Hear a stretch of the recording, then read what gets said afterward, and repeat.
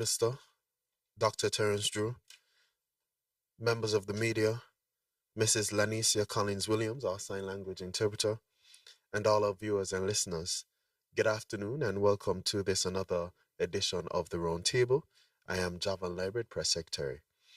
The Roundtable series forms part of the government's ongoing efforts to keep the public informed and engaged with matters of national importance. The Roundtable presents an opportunity for the media to engage the Prime Minister on government issues and concerns in their quest to properly report and provide updates to the general public. Specifically, we are joined here today by representatives from SKNIS, Kailoni Johnson, ZIZ, Carla Berridge, Sugar City FM, Ralston Rankin, Win FM, Yolanda Weeks, and SKN Newsline, Mr. Glenn Bart. I ask that you please ensure that your phones are on silent as a show of respect and to not interrupt the discussions that will ensue. At this point, I will turn the mic over to the Honourable Prime Minister to give his opening statement, following which we will open the floor for questions from the media and comments or discussion. Thanks for being here and thanks for tuning in. Prime Minister. Thank you very much, Press Secretary, Mr. Javan Library. Good morning to all members of the various media houses. I want to welcome you to this another round table. I know that we're having a snow day. Even though it's snowing, you all are here, and it shows your commitment and dedication to what I consider to be a very important component of any democratic system, which is a free press, where I sit with you as members of the press and be open to any questions you might have. You get no questions beforehand. There's no screening. There are no screenings of any questions. You submit what you want and you're allowed to ask what you want. And we do this quite frequently, I think at least once a month. I think this is demonstration of my openness and transparency when it comes to communicating with the press as far as the government is concerned and as part of our own thrust for what we call the good governance agenda. I want to say good morning to all of our citizens and residents who are tuning in at this time to this most important round table. So I want to welcome all of you and to say good morning once again. Let me start off by saying that let us honor our nurses. This year's theme for the Nurses Week is Our Nurses, Our Future. Caring for nurses strengthens economies. Caring for nurses strengthens economies. I want to say that this theme is very, very important. Since taking office, there are a number of things that we have done significantly for our nurses. One, we paid all of our nurses the honorarium. If we remember that the nurses were on the front line during COVID, and the previous administration refused to pay them their honorarium. Within a few weeks of taking office, all of the nurses got what they deserved, an honorarium, which of course cost the government at that time over $5 million. They deserved it. They were on the front line. There were people like the former Minister of Health who got $40,000 and she was not on the front line. And our police officers, our nurses, and our other frontline workers were excluded, and that was quickly corrected because we recognized that without the nurses, getting through COVID would have been impossible. So I want to say to the nurses, shout them out for their Nurses Week. I also want to say that we have given the nurses opportunities to specialize. We have introduced specialization studies for nurses. Nurses can choose from a number of specialist areas or specialized areas to pursue and advance their career. This is the first time that we are doing this in St. Kitts and Nevis because we need specialist nurses. We didn't have specialist nurses. We had maybe one or two literally in the hospital, one or two local specialist nurses, literally. And so we wanted to correct that so that we can have specialist nurses all around the hospital. And we are pursuing that. A number of nurses have gone and have specialized and returned, and others are due to go. And we seek to help the nurses as much as possible when they go to specialize. And this is, of course, because we do recognize the significant contributions that nurses make. The other thing that we have done, we have introduced the pre-nursing course at CFBC. In the pre-nursing course, nurses would then do sciences, or potential nurses would do sciences. They will do mathematics to make sure that they upgrade their standard to meet the criteria to enter into the BSN program. That's the bachelor's program that is run by the University of the West Indies at our Clarence Fitzroy College. That again is something totally new that we have introduced in the last 2.5 years. And I just yesterday announced, when I put out my address, that the associate degree in nursing at the Clarence Fitzroy Bryan College will return. And we are aiming, of course, for it to restart this year. More information to come. So nurses can decide to go to do an associate degree, then advance to the degree, or go directly to the degree. After they would have completed their nursing, they can go and do midwifery, or they can go and do some other type of specialty. When I speak of specialty, I'm talking about beyond midwifery, because that is almost a requirement. We did not have any other specialist nurses in the hospital, just very, very, very few. And so we have corrected that. And we'll continue to work to enhance the profession here in St. Kitts and Nevis. The other matter was the Cuba nurses. The nurses who graduated from Cuba were denied the opportunity to be registered as nurses. They were wearing, I think, was the blue belt. In my estimation, that was wrong and disrespectful. Nurses who came from Cuba from the same university came and they were considered staff nurses. And here were their colleagues, but because their colleagues were from St. Kitts Nevis, they were not given the opportunity to be staff nurses. And we corrected that. As a matter of fact, when we brought the issue to the regional body said that St. Kitts and Nevis is fortunate that none of the nurses sue the government, because they went to study in an accredited university in Cuba, they got their degree, and they returned. And they were discriminated against. We made all of them, through the nursing council, were able to become staff nurses, those who were qualified to be. And not only that, we gave them their back pay. From the time they started, we gave them their back pay. These are the significant ways in which we have improved the lives of our nurses here in St. Kitts and Nevis. And so I wanted to mention those 4 to 5 significant things that we did to enhance the nursing fraternity here in St. Kitts and Nevis. The other thing that we have done is that I support the nurses awards dinner or gala. I did it last year from my own office, and this year I intend to do it again, so that the nurses, of course, can have an opportunity to, to have a social event and to receive the awards for all of their significant contributions. The other thing that we are looking at is to set up the regional nursing headquarters right here in St. Kitts and Nevis. Recently, I met with the nursing body, and that is something that we are looking for. Maybe we don't know, but we have nurses here, such as Nurse Henrietta Douglas and Nurse Dolores Gomes. I think it was Nurse Dolores Gomes who started this regional movement, a petition. And she's also a reverend. And so they are saying to me that St. Kitts should be the headquarters for the regional nursing body. And so we are moving on that so that we can continue to improve our nursing fraternity here. It says our nurses, our future. Caring for nurses strengthens economies. And that goes without saying. And those are significant measures, policy measures that we have taken to improve the lives of our nurses here in St. Kitts and Nevis.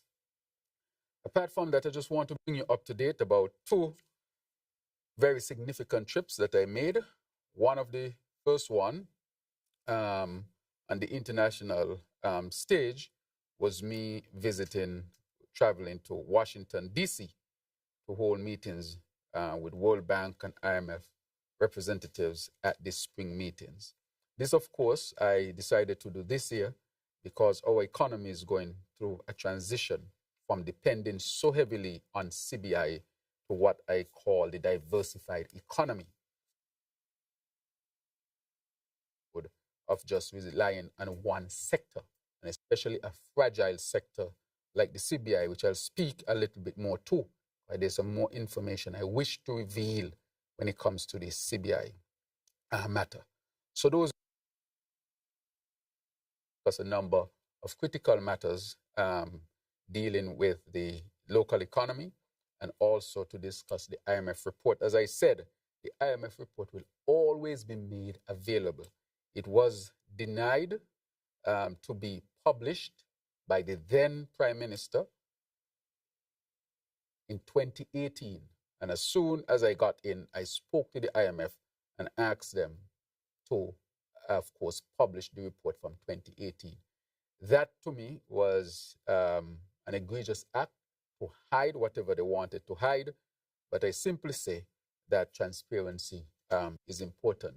And I have vowed that this information will always be available to our people, because our people should have the information. On that trip, I traveled with the Financial Secretary, Mrs. Hilary Hazel, also Press Secretary, Mr. Javan Liebert, and we were accompanied by Her Excellency Jacinth Henry Martin, Ambassador to both the OAS and the United States of America.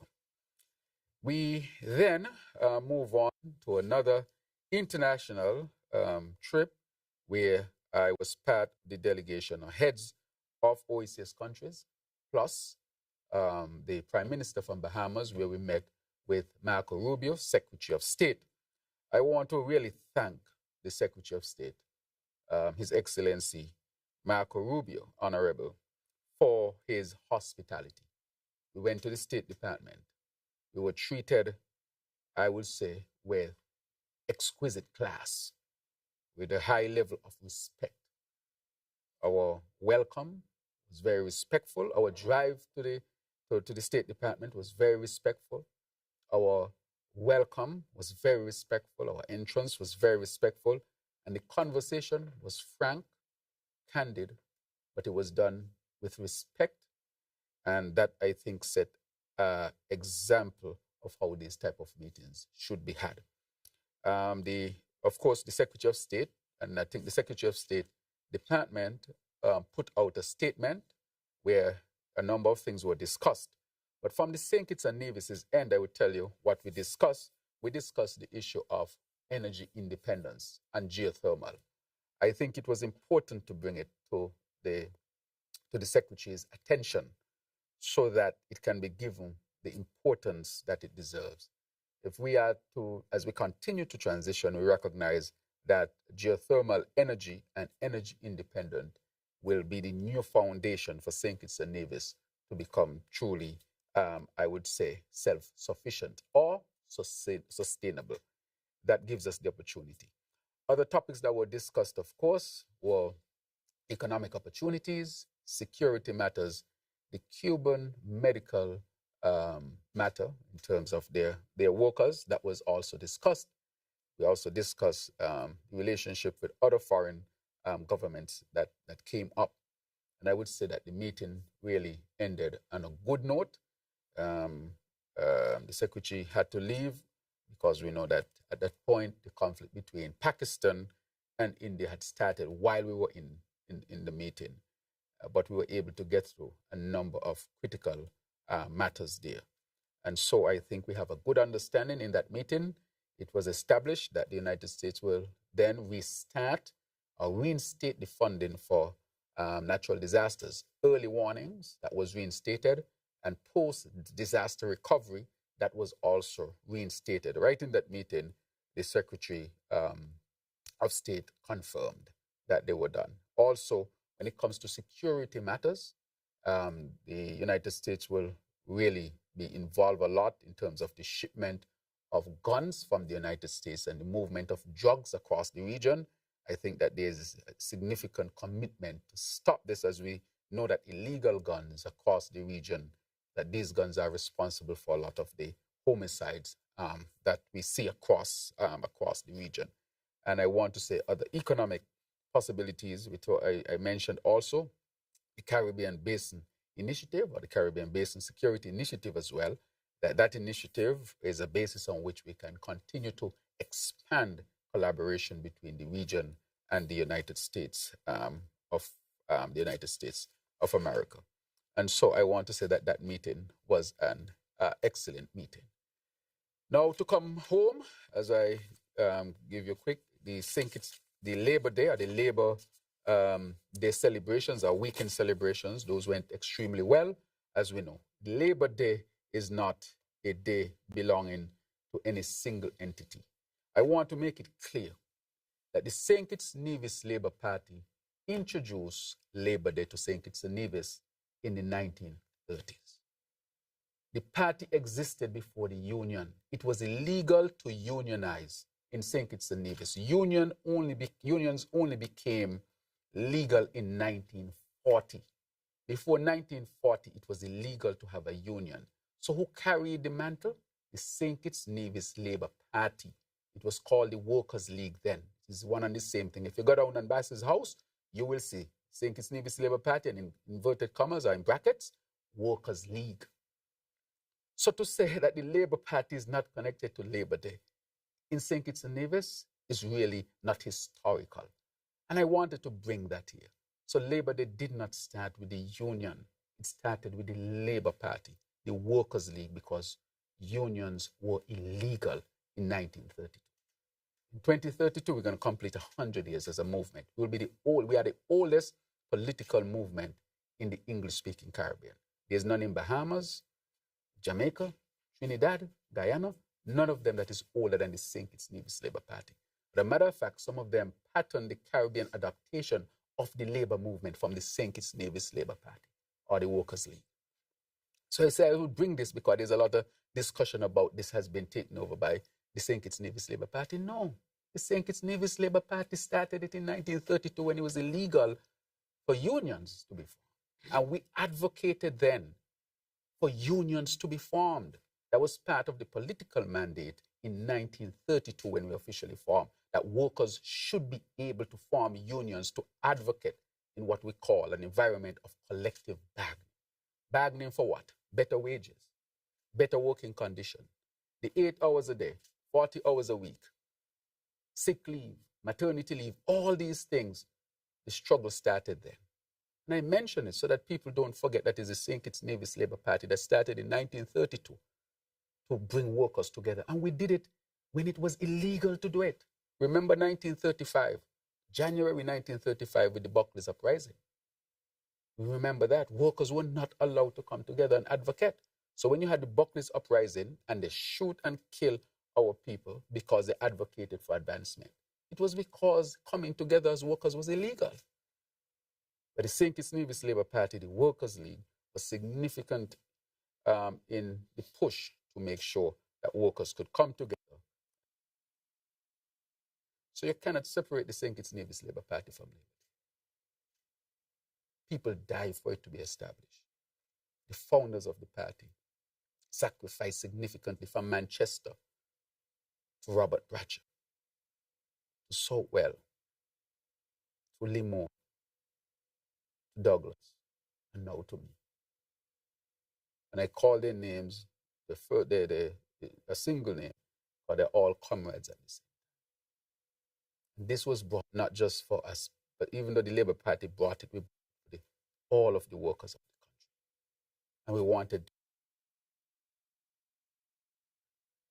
Antigua and down to St. Lucia and so forth, to say that workers should come together. So I want to say that we are proud to have brought this Labor Day to St. Kitts and Nevis. We are proud to fight for the legality of unions in St. Kitts and Nevis. We are proud to fight for adult suffrage, which we got in 1952, the right to vote in 1952.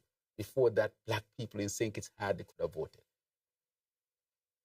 It is the Labour Party that sacrificed and worked hard so that we would be able to vote. And the Labour Party did not stop there with the union. The Labour movement continued to push until we attained statehood in the 1960s.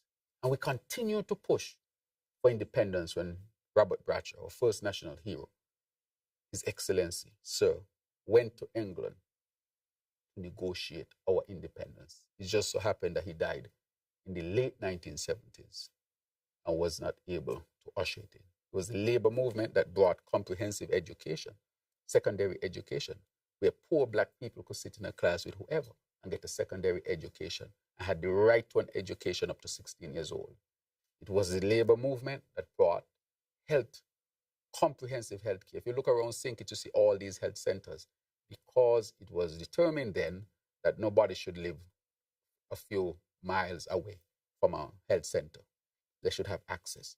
It was the St. Kitts Nevis labor movement that brought the idea of voting and democracy, that brought the idea of independence to St. Kitts Nevis, that brought the land reform that is so significant. People now can say, I apply for a piece of land. You get that because in the 1970s, we negotiated the land, the sugar land, which was eventually paid for.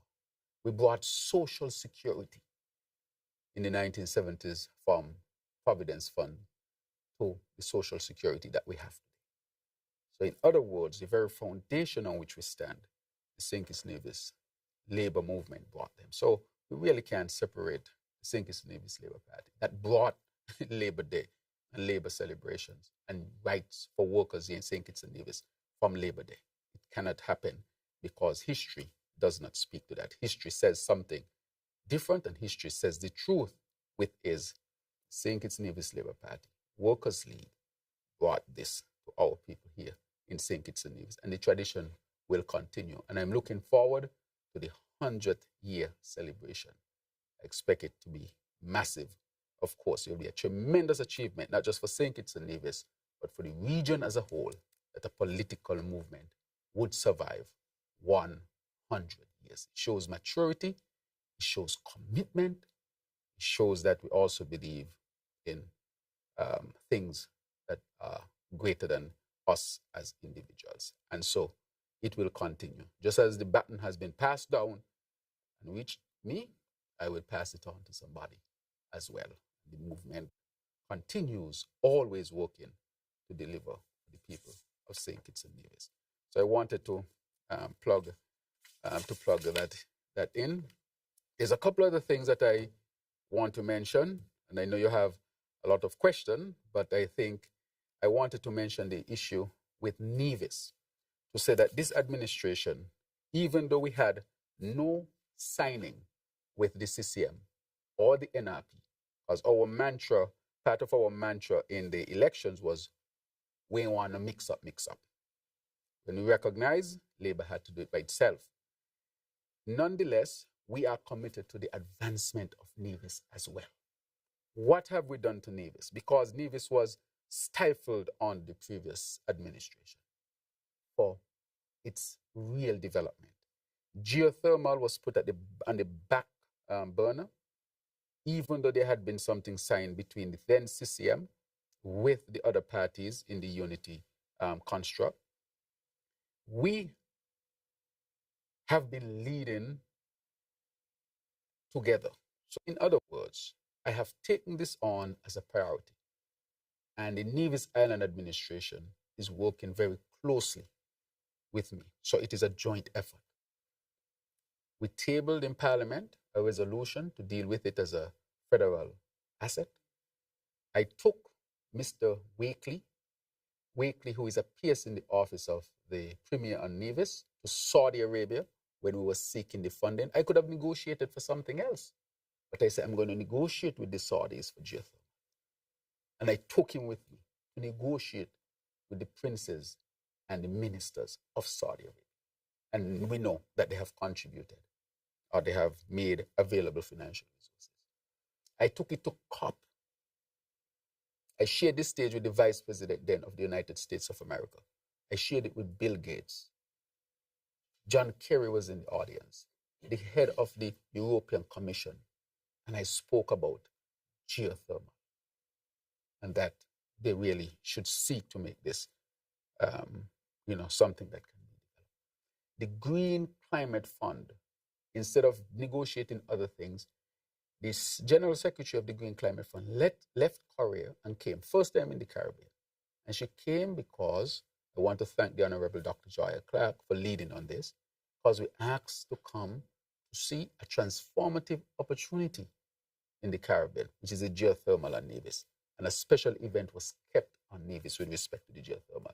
I just received a message from the Premier about a day or two ago that that geothermal project is receiving the largest grant or largest financial support, let me put it that way, financial support ever as a single project from the Green Climate Fund.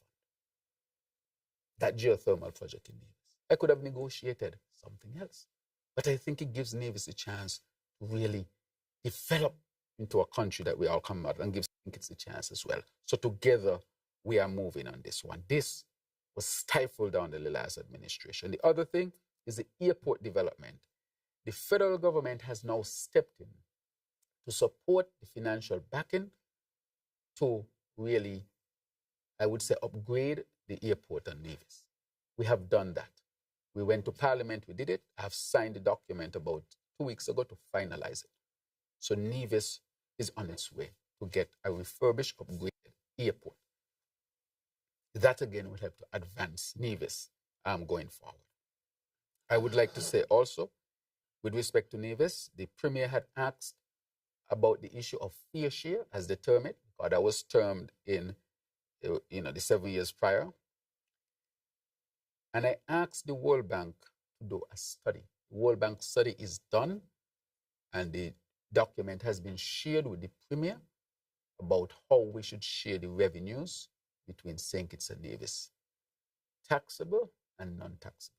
Constitution only speaks to the taxable, but the non-taxable, where the CBI comes in, that was also analyzed, and so that is now with the Premier, and we will have meaningful discussion as to how. So those significant ones, geothermal, the airport development, how we are really going to share revenues, and to back Nevis where we have to as the federal government. This is significant for Nevis. Nevis has not been left out and should not have been left out, and we continue to give Nevis support on a monthly basis. We have not stopped that either. And so I just wanted to put that forward. Just to mention a quick other thing, I think we dealt with the health, but I just want you to know that two significant things we have done. The National Health Policy is finalized, and it was presented to Cabinet yesterday. It will be discussed, of course, on the federal level.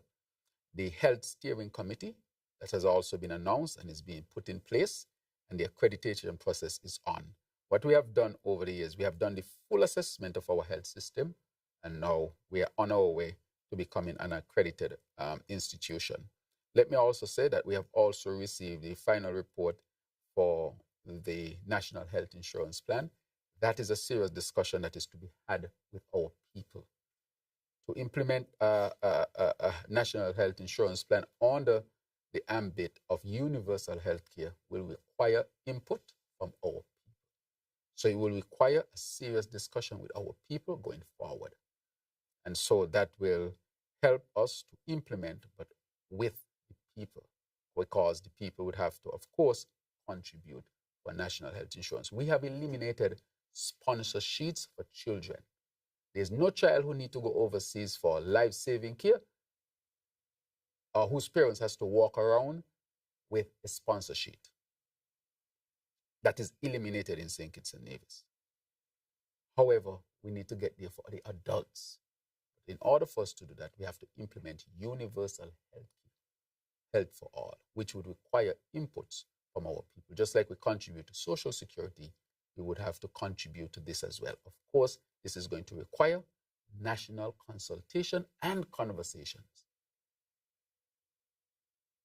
That is critically important for us to get to the next stage, to discuss other ways in which we can fund it, because we are thinking about other ways as well. With respect to the CBI, and this is the last one I will talk about before we get to the question. As I said when I first came into office, that the CBI will be the most challenging thing to deal with. Some people thought it would have been national security, but it was not national security, it was CBI, because I don't think people appreciated what was involved with respect to the CBI. We met when we came in, everything that has caused us some challenges to deal with. The issue with the suspension of the Russians. which took place before we got into office. The issue of the MSR matter, that agreement was there, and the matter to do with Galaxy, all of them we met. And that is why I told the country from day one, this is going to be challenging. Why? Because I would lead, of course, working with cabinet to change the laws, to strengthen the CBI, to make sure that it's, and that would rub some people the wrong way. But we have been transparent and open with it. BI meeting that there is a move to put out a nasty video about our CBI. And people came to my office to ask for $40 to $100 million for that video not to be released. And I tell them no. That is extortion. That is blackmail. It's going to be filled with lies. And I asked the AG that I told the AG I will deal with it. And anybody I know connected with it, I will deal with them as well. This is extortion of the country and blackmail. I want to read something. I told the AG that this I am not taking lightly. This is blackmail in the country. And you cannot blackmail a leader of a country. This is seriousness. I'm not going to cough up $40 to $100 million when we have not done anything wrong because you want to put out a malicious video. Malicious video. Let me read it. I'll read the law because I'm not playing. I told the AG to look at this. Demanding money, etc. with menaces. 32(1). A person who, and it says C, with intent to extort or gain any property or valuable thing from any person accuses or threatens to accuse either that person or any other person, whether living or dead, of any such crime, commits a felony and on conviction is liable to imprisonment with hard labor for a term not exceeding 7 years. I think we should change it from 7 years to 30 years. Because nobody should walk in the Prime Minister's office and blackmail. Tell me that nasty video. Tell them, put out your nasty video. But you're not going to get 40 to 100 million. I'm upset about it. And I'm going to call names. Because they are bad. So I know who want to put out this video. MSR wants to put out this video. MSR has bought people in St. Kitts and Nevis. They want to put out a nasty video on our CBI program and tell me I must give $40 to $100 million for that video not to be released. I also know who is going to be in that video. This is a serious, serious matter. This is extortion of a state, of a country. And I've asked the AG, we have secured a law firm of high international reputation, and I'm going to deal with this seriously. Nobody has the right to walk into the Prime Minister's office to blackmail or extort because you want to bring out a nasty, malicious video to attack our country. You're going to get 1 cent out of me. Other than that, you're going to deal with the lawyers. And therefore, I know my tone changed. I'll change it back. But it's because I'm very upset about it. I sleep on it. It has bothered me that somebody can walk into the Prime Minister's office and say, if I don't want a particular video to be released, I need to come up with $40 to $100 million. I asked them, where are you going to get that money from? A $40 to $100 million, and the high end, that's $270 million. Our budget is $1.1 million. That is more than a quarter of our budget. For what? And I'm not going to accept that. And therefore, this is something that I will fight, and fight to the end, because the president must not be set in St. Kitts and Nevis that people can walk into the prime minister's office. And the thing is, they didn't just walk in, they asked. I asked that they be checked out. People who you think, would have the best interest of St. Kitts and Nevis, but they had their own self-interest. And this is not going to stay here. I'm going to take it as far as it must go. This nasty video that MSR want to release on St. Kitts and Nevis by someone who I have already said is a felon and bad actor of bad character will not be able to extort this country, nor his emissaries will not be able to extort this country. I don't even know if they understand what they have done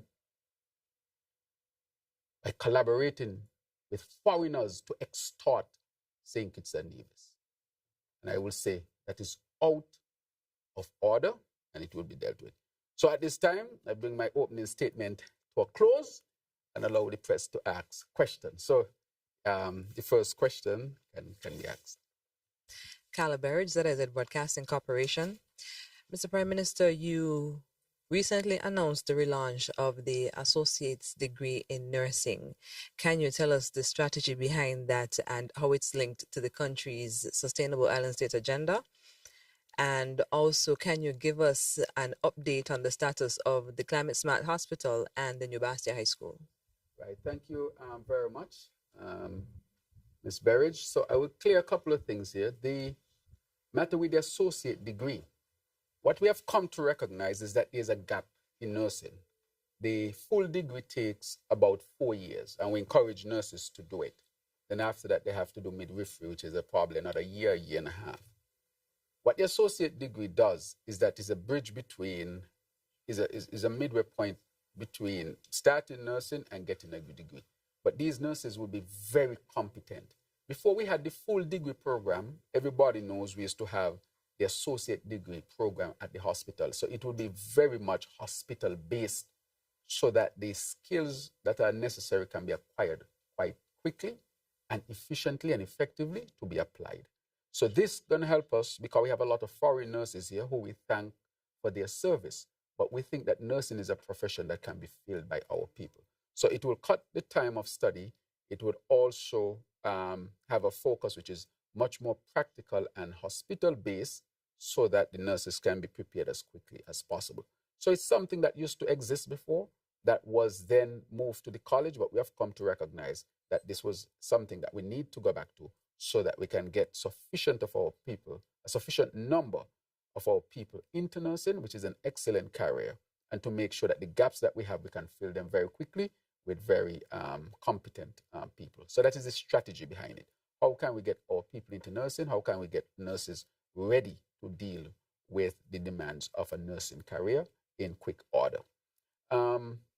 This is, of course, is part of the Sustainable Island State agenda. If you look at the 7 pillars, health is one of the pillars. And strengthening the nursing fraternity strengthens our healthcare sector. Hence, help us to achieve our sustainable island state. You cannot have a sustainable island state without solid healthcare. That is what we are working on presently. So it's part of the pillar. With respect to the major projects you asked about, the Bastia High School and the hospital is well on its way. We are in the process of completing the EIA, completing all of the plans, because I told them we're not going to start until everything is in. So everything is almost completed. We have brought, OECC, which is a company from Taiwan that is leading it. They have brought on hospital specialists. We have presented the outline or the concept to the public already, but I can say that construction of that hospital will start this year. And it will expected to start, I will tell you, before August. So it is expected to start this year. We are on track and we are moving very quickly. Some people might say it's long. It's not long at all. If you look, we are only doing this for about 2 years. 2 years to bring a major hospital to start construction is a significant achievement. Think about all the things you have to do to get a hospital. A hospital is not just any building. A hospital deals with a lot of different aspects that are specialized areas by themselves.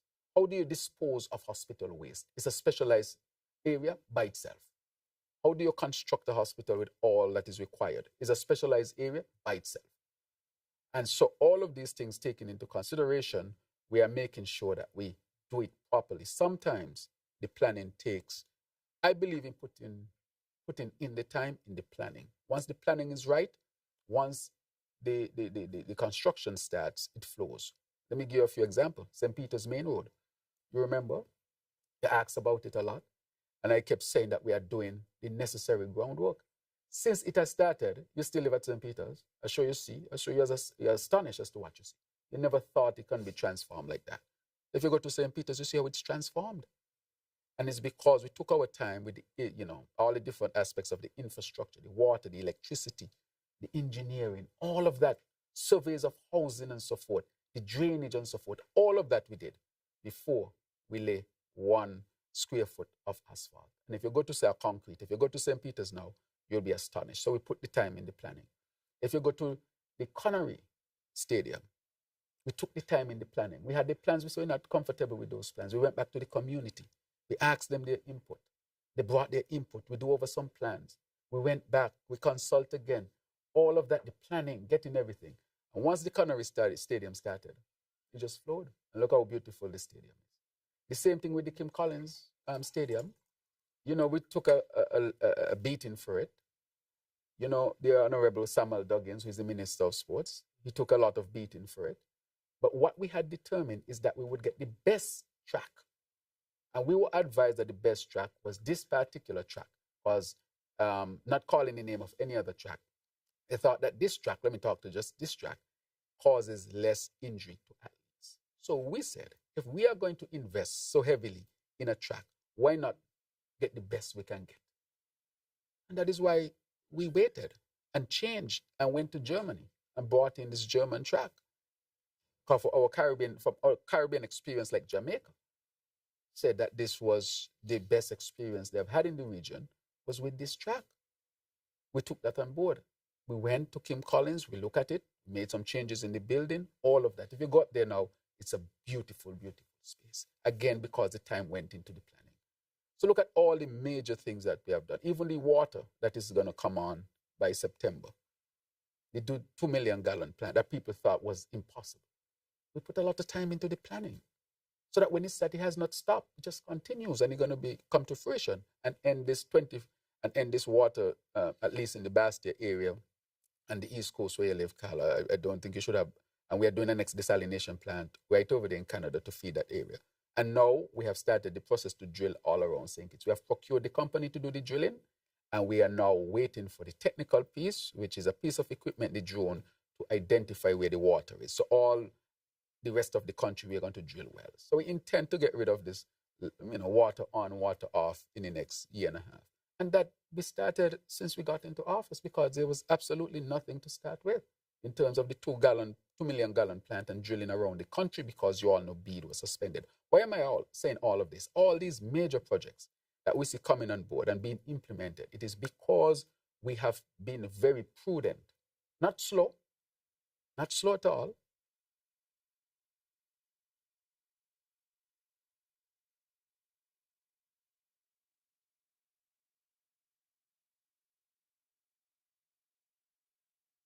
It's a Nevis. One major project.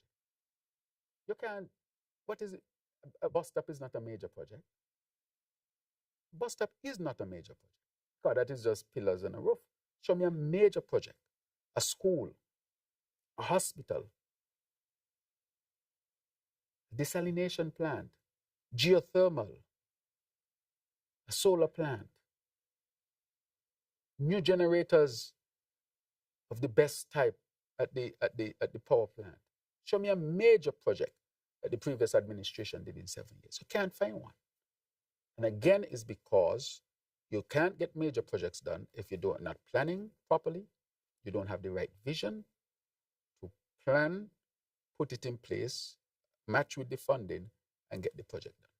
And so people are astonished, how are we getting all these major projects done? Oh, we are getting them done because of significant planning. an important planning. And therefore, I want to say to you, Carla, that the Basti High School is intended to start within the next month, and the hospital is intended to start before August, right? And again, I say that they're on track, they're on time, because we are planning, and we are planning well and properly. Next roundtable, I'll have some other big announcements to make, which I will not make today. I will have another roundtable a month from today, God's willing, or around that time. And by that time, I'll have some big announcements that have not been mentioned thus far. But these are going to be very much appreciated. Go ahead. Yolanda Weeks, Win Yes. FM. Mr. Prime Minister, can we get an update on the Robert Bradshaw Museum and the construction of the headquarters for the Ministry of Justice and Legal Affairs? And one more for now. Late last year at a roundtable discussion, you spoke about an antimicrobial resistance initiative for St. Kitts and Nevis that was supposed to be launched. Also, give us an update on that as well, please. Good. Thank you very much. With respect to the Robert Bradshaw, we have done the stabilization work of the building. So if you go there, you'll see the stabilization work. There was a pause in the whole process because we are doing the procurement and so forth for it. But we already done a lot of the planning and so forth. So that will go forward. We will have a Robert L. Bradshaw Museum in Basti. And so we have done significant work and the planning and so forth. Again, we had to stabilize the building, and you see everything there to stabilize so it wouldn't crumble anymore. We have done the planning, the plans, and so forth, which we are going to review. I already received the bus. The bus was done in England, and we have already received the bus to be placed at the museum here in at Robert L. Bradshaw. So that is going as well. The other one you asked about was the headquarters for the Ministry of Justice. I don't have an update on that. I would have to get that from the AG's office, and I would advise you to also ask the AG's office. But I think Javan, I would ask the press secretary, Mr. Liebert, to really get some information so he can send you. So this one, I don't have an immediate update.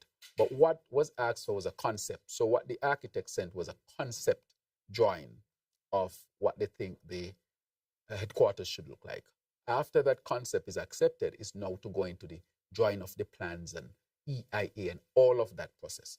But I think it's important for us to get an update with respect to that. And you asked a third question. Yeah, the antimicrobial, that is on. That is a regional project, actually, that is coming all the way from the World Health Organization. So we'll have what you call antibiotic stewardship. Antibiotic stewardship means putting the committee of doctors together with the pharmacists and so forth in a way to say, how do we use antibiotics? That's one.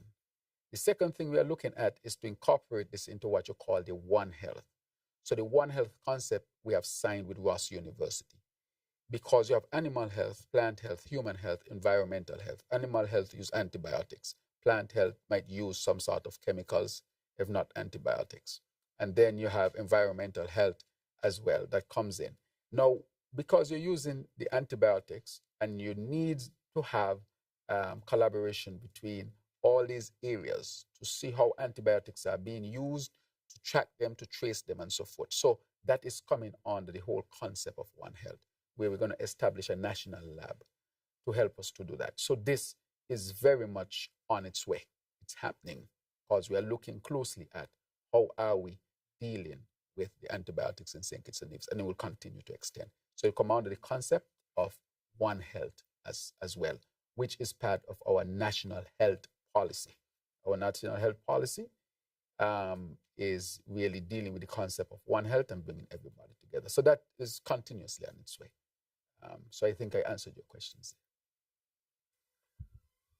Mr. Prime Minister Ralston Rankin, Sugar City FM. Mr. Prime Minister, you just mentioned MSR, and they're trying to or want to blackmail the government in paying 40 or 60 million, 40 to 100 million, which is US. Put out a nasty video Right. against us, and I told them no. Which is bad, and you know, I in respect. I spoke about it some months ago. Right. That's the question. this claim, is it recent or something from the past, as you just mentioned months ago?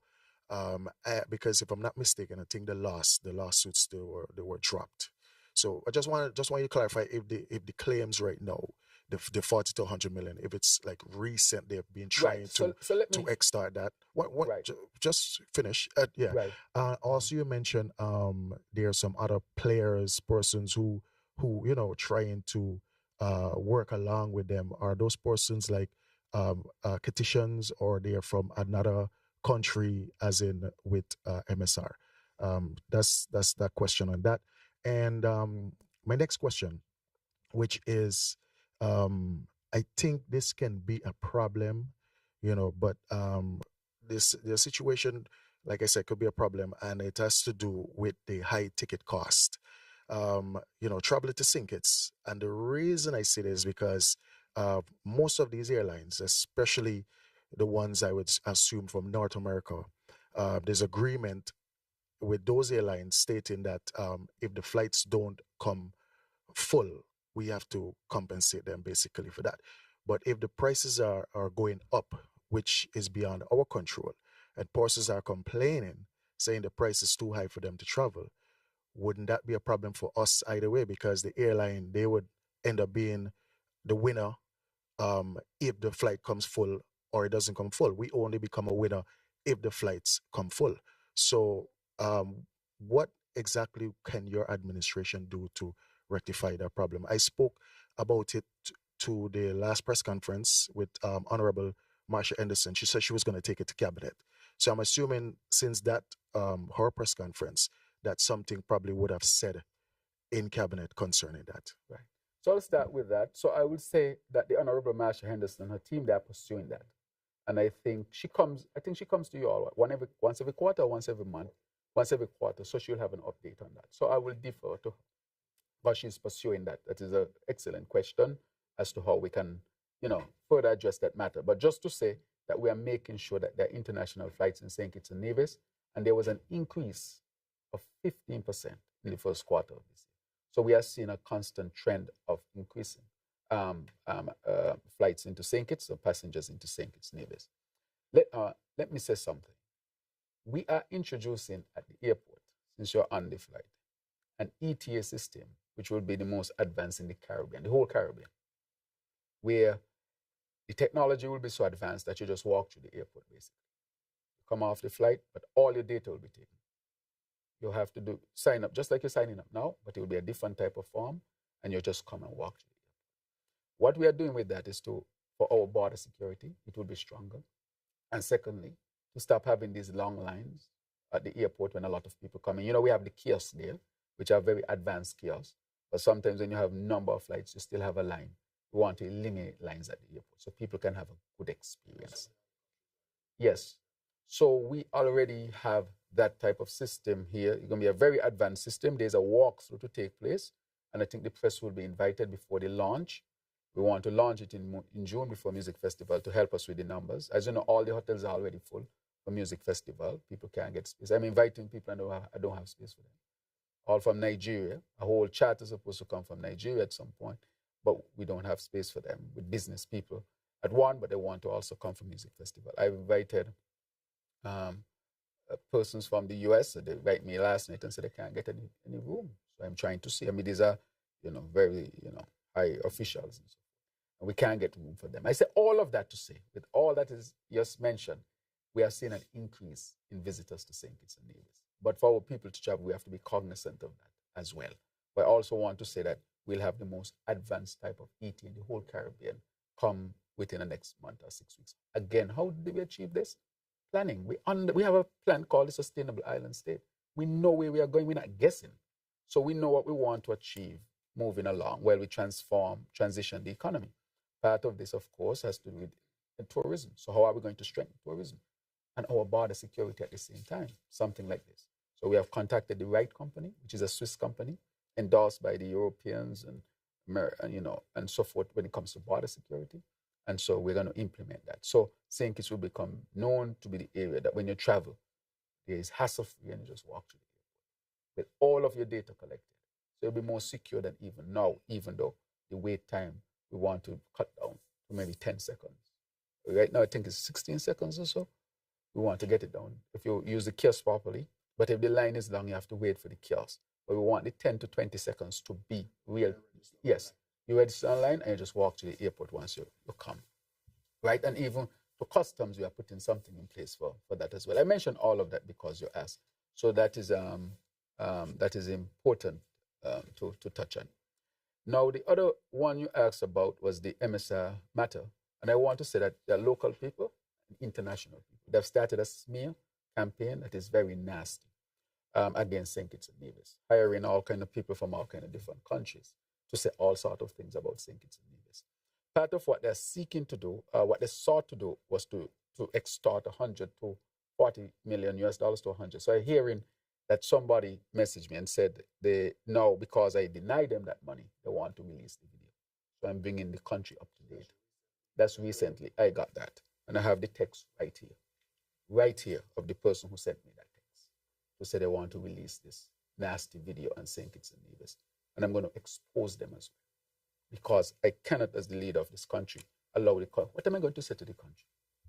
I took up $100 million to give somebody for what? For a fake video, a malicious video?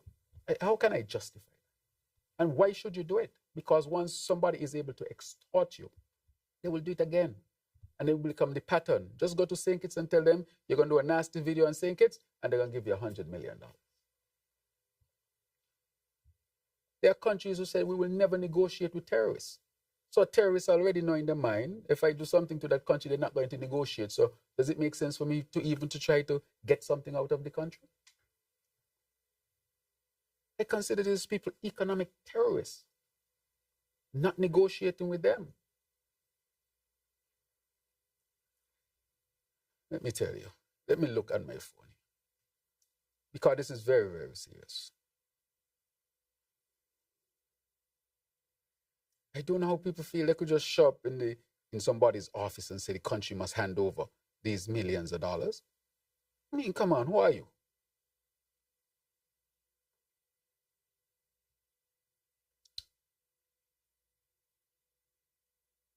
I'm going to read something for you.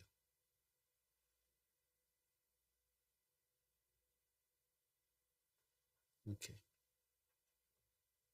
What's the date of today? Okay, let's get it here.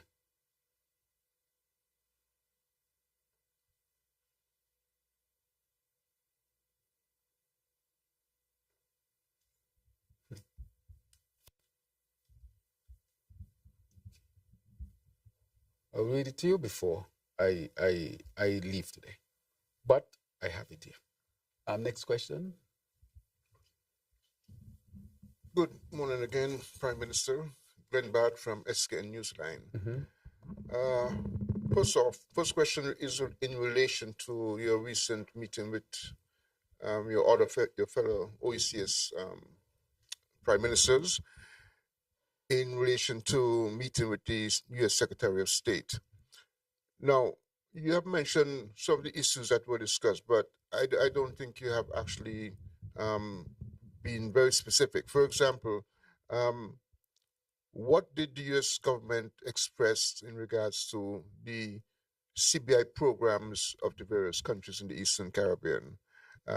What's the situation with the taxes being leveled by the U.S. government against our small imports into the United States produced by companies that are essentially U.S. companies?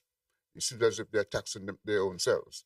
And secondly, what was said in regards to immigration, the immigration issues, both in terms of people going to the United States and those who they perhaps want to send back into St. Kitts and Nevis. Right. So with respect to the immigration matter and people going to the United States, there's no issue. That is, there was some question asked, we asked that, the State Department was asked, there's no issue with respect to that. With respect to people being sent back, as I said it in a statement, and I think I put it out. If you are a citizen of St. Kitts and Nevis, wherever you are in the world, this is your country. We will not deny you. to come back, even from the United States, England, Europe, wherever you come from. Enable string barrier, as we say, then this is your country. I, as the Prime Minister, will ensure all I ask others is to treat our citizens with humanity and respect, irrespective of everything else. You can be firm with the law, but you can be firm without breaking or violating human rights. People still have human rights that you seek as much as possible to respect. And that's all that we ask for. But our people are always welcome back. Of course, based on the situation, you'll have to do your assessment and take the necessary measures that have to be taken. But the broad concept is our people, this is your home.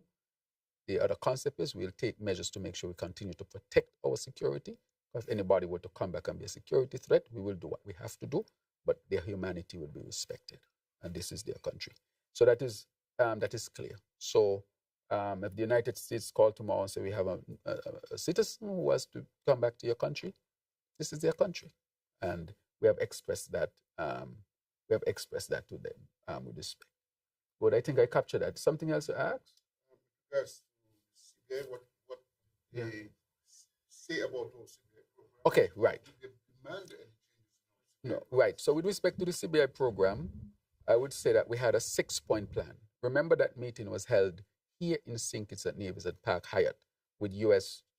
Members from the Treasury Department. And so we came up with a 6-point plan. And St. Kitts and Nevis is complying with those 6 points. So the conversations around CBI continue. So I say we are in compliance with all of that. And so it is just an ongoing discussion, collaboration, discussion. Remember, I was at Winton Park in the UK just recently. The US Treasury was there, the UK was there, EU was there. Everybody was around the table where we discussed matters to do with the CBI. So I would say St. Kitts and Nevis is in compliance with all of those things. But the CBI continues to be a very precarious type of sector area. That is why you see that I'm moving. I said from day one, it is going to be a challenge. And I guess the whole country is seeing it. The whole region is seeing it. The whole world is seeing it. And we are seeking to transition to what we call a diversified economy, the foundation for our sustainable island state. So I would say the conversations continue and there are no immediate threats, but you never know. But we continue to make sure we create a program that is of high integrity and it's compliant, transparent, and so forth. So that is what we are working on. Just to expand a little bit on that, I'm trying to get a sense of what diplomats say as against to what countries will do. So, for example, they may say, well, we have the 6-point plan and you're following it and whatnot, but 2 months down the line, they slam something else on you. They can, and they can do that. And that is a challenge, Pat. In terms of something else, they can say, let's go to a 7-point plan. So we see it as something that is adaptive, that you always have to be making sure that you're steering well, but then something else can come that you may not know or you may not see. But we are continuing to express our willingness to be at the table to dialogue so that we can eliminate any type of, surprise, or wherever there might be issues, let's deal with it proactively as international partners and countries with the program. So overall, you feel confident that your meeting with the U.S. Secretary of State was positive for the region? Very positive. Would that be your assessment? Yes. My assessment is very positive. Why? One, to have met with all of the leaders of CARICOM so early in the term is less than 6 months, and the US he has already met with all of the CARICOM leaders. That in itself is a statement. Secondly, he immediately reinstated the disaster part of the funding and the part to do with the security matters, and then to broaden the discussion on economic development. That I think was also very, very positive. And to have an open discussion about the Cuban matter where they have concerns, but to hear also our position with respect to it. So I think it was very, very fruitful of a discussion. Let me say, I can't say what will happen tomorrow or the day after, but I will say it's a good start. Good morning, Mr. Prime Minister. Yes, good morning. Many applauded your government's recent move to establish trade discussions with Nigeria and Yes. the wider African nation. Has there been any movement in this regard, particularly on the agro hub that should be established here in St. Kitts and Nevis? And also at the World Bank IMF Spring meetings, did you possibly have an opportunity to reinforce SIDS, like St. Kitts and Nevis' stance on the use of the multi-vulnerability index instead of that GDP per capita tool that they used before? Right. Was this put forward to them, and what was the takeaway from this? Thank you very much. With respect to the MVI, that is a very good question, and let me explain it a little bit because you fully understand it, but for those who may not. Presently, to access concessionary funding or get certain grants, they would look at your GDP per capita. For St. Kitts and Nevis, we have a high GDP per capita, and so we can't get access to certain concessionary loans and grants, so we are excluded from certain programs. Our argument to them is that we might have a high GDP per capita, but we are very small. Our economy, our GDP is about $3 billion, 3 point something billion dollars. That's easy. That's just over 1 point something billion US dollars. Very, very small. So even though the per capita is high, our ability to implement significant transformational projects, that ability is hampered by the fact that we have an overall small GDP, though the GDP per capita is high. The GDP is the total, and per capita mean divide by population. We have a small population. So therefore, our GDP per capita will reflect high. Yet to implement, for example, geothermal, you know how much the geothermal cost? Total cost might be 400 million US dollars. That's already, if you convert, that's already a big part of our total GDP, just one project, right? The hospital, for example, look, let's say costs overall a couple $100 million EC dollars. That's already about a quarter of our annual budget, but we need it. So we are saying to them, don't just look at our GDP per capita, look at our vulnerability. Because though our GDP per capita is high, if we get a major hit by a hurricane, that gone down the drain.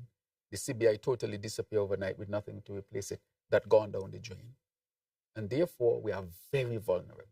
That is why we have to rush towards a sustainable island state, to take away this vulnerability, to become more resilient.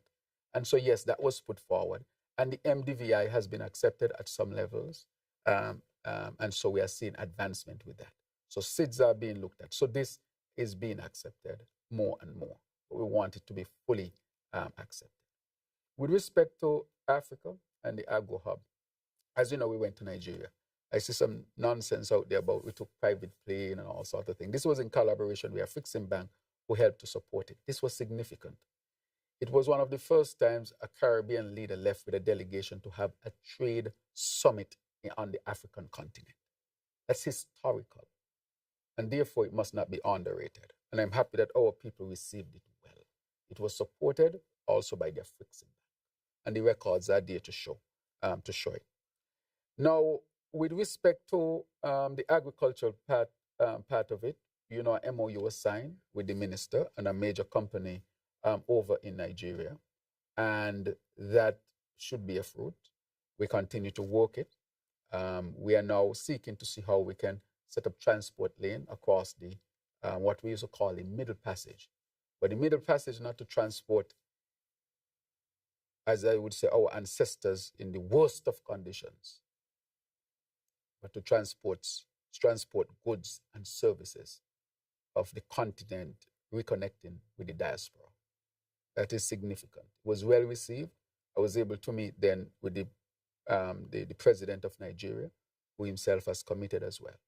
And so I hope to repeat it next year. Just to say, at our own investment summit, which is coming up very shortly, at the end of May to the beginning of June, that we expect to have a charter coming from Nigeria, where we'll have business people from Nigeria coming to St. Kitts and Nevis to participate in that.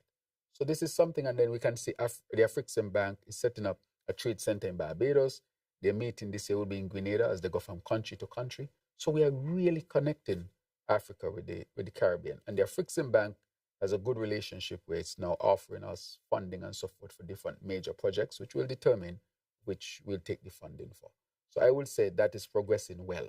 We have spark I said to President Orama, president of the African Bank, that you came to the Caribbean in September of 2022, just a month after I took office, and I came to see you in Barbados. And I committed then that I will journey with you for us to see the real connection between Africa and the Caribbean, because that is what he wanted to do. The African Bank is a major bank. I think it's worth well over 80 billion US dollars, one of the major banks on the African continent. And he came to say, look, initially the African Bank going to make available about $3 to $4 billion available for Caribbean development. And so we will be able to tap into that as well. Right now we are pursuing projects, but one of the things we wanted to do was the agro hub. Why? So that we can have more food security. When we see all the tariffs happening here and there, it shocks us that if these tariffs were to hold, and we see an easing of the tariffs now, if they were to hold, what will happen to us? It will destroy our economy. Very quickly, it will destroy our economy. So we have to build resilience, and connecting with the African continent is one of the ways to do it. Let me also say that come this September, CARICOM will be meeting the African Union in Addis Ababa, the only country on the African continent that was never colonized.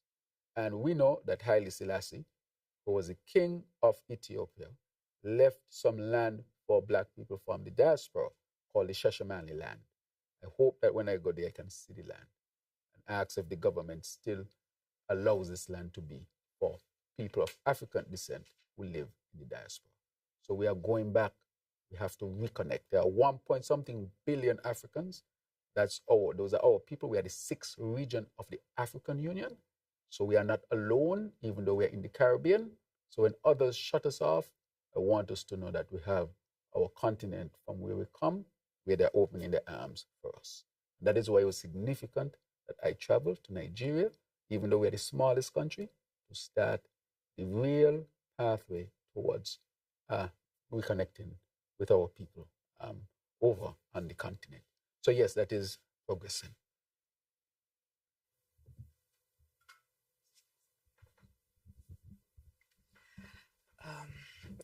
Prime Minister, with Financial Literacy Day coming up tomorrow, being observed in schools, as you're wearing your pin. Yes. With the Aspire program, can you give us some clarity in terms of, for instance, there have been accounts made for children. Can parents, are these accounts active? Can parents go, for instance, and make a deposit to these accounts? Second question, how concerned are you about the regularity of accidents taking place, particularly among buses in the public transport service, and what is being done to limit these instances? Thank you very much. With respect to the accidents, again, I appeal to our people to abide by the traffic laws and rules. I know we have excellent roads in St. Kitts and Nevis, and it's easy to drive fast on a nice, smooth road. There are not a lot of potholes to slow you down. And so we want our people to be mindful, though, that even though you have good infrastructure here, and we are improving it daily, as the Honorable Congress Maynard has been putting out a lot of videos of roads going all over the place, we want our people to be mindful and cognizant. I appeal to our people, please drive safely. We have put stiff laws in place. We have gone to Parliament. We have put a committee together headed by the AG to deal with this. We have brought laws to deal with the dash cam, that if somebody catch you on the dash cam and send it to the AG, that person will get part of the proceeds from your fine without being made known. And the other part we are working on now is the cameras. We have the RFP for the cameras. The cameras will be placed around St. Kitts and Nevis to pick you up when you break the traffic rule. We have put more police, we've asked the police to be more vigilant. The police have given more tickets. It's not that we want to give people tickets, but we want people to take the traffic laws seriously. And so, yes, we are dealing with it. I know there was there should have been meetings held with the bus association to speak to the members. Be responsible that, to drive safely on the road. So we continue to appeal. But in appealing, if that doesn't work, we have stiffer laws. And if that doesn't work, we have the technology. So when you think you're driving 1 o'clock in the morning and nobody's seen you, you'll just get your ticket in the mail. That is coming on stream.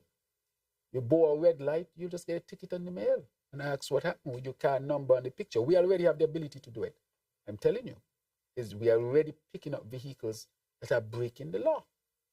But the the system is being set up because we're not going to accept that this frequency of accidents.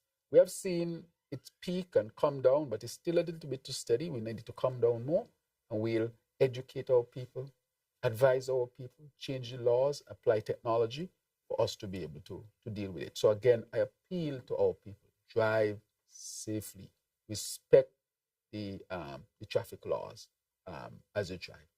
With respect to the Aspire program, yes, parents can go and make a deposit on the account that is in the bank. Once you should get, when you get back your email of the bank account and so forth. So you can add, but you can't take away. It is really there for these children to be able to have an established account so that they can be in the system. Recently, when I went to a monetary council meeting with the central bank, because we will be hearing from National Bank of all these strict rules that don't make sense. And say, why are these rules so strict? So the central bank released them in its post-council meeting that they will make, you just need one ID to open an account as a citizen of St. Kitts and Nevis. So it's easier to open an account. An account is supposed to be open within an hour, minutes, if you're a citizen here. So you have to bring 2 things to show you live. You got on a school uniform. You go to Bastille High School. Where you live? You live in another place but St. Kitts and Nevis. It's easy to prove that you live in St. Kitts and Nevis. So why can't they have an account? Tell me why. It's important that we get our people the financial education early. Get them to start saving early. Get them to start investing early. You know, we are one of the only countries where children don't have these investment accounts. I said something the other day. Don't just give children toys. Give them bonds. Give them shares. Give them accounts. Let them learn how money works, as we say in St. Kitts and Nevis, so they can understand money and the financial system, understand how to invest. That is why the Financial Day, Education Day, it's right here, Aspire program, and that day is tomorrow, 8:30, where we'll have professionals going into all the schools across St. Kitts and Nevis to talk about finance and money. Our generation ain't grew up with that. We only learn a little thing about money when we get big, and we ain't even learn that much. How much we really know? We don't know much. But our children are going to be learning about money, business, investment, saving, so that the next generation doesn't suffer the same fate that we suffered. But in addition to that, we want to open this even to adults, because the education program is going to start in September. All the children should have access to either iPad, another iPad, a tablet, or a laptop computer. On that computer, they will have, or that device, they will have the program, the learning program. I want to encourage parents to go learn too. Go and read it and learn. Because some of us still need to learn how to budget, how to manage, how to save, how to invest, how to prioritize. That financial education is significantly lacking.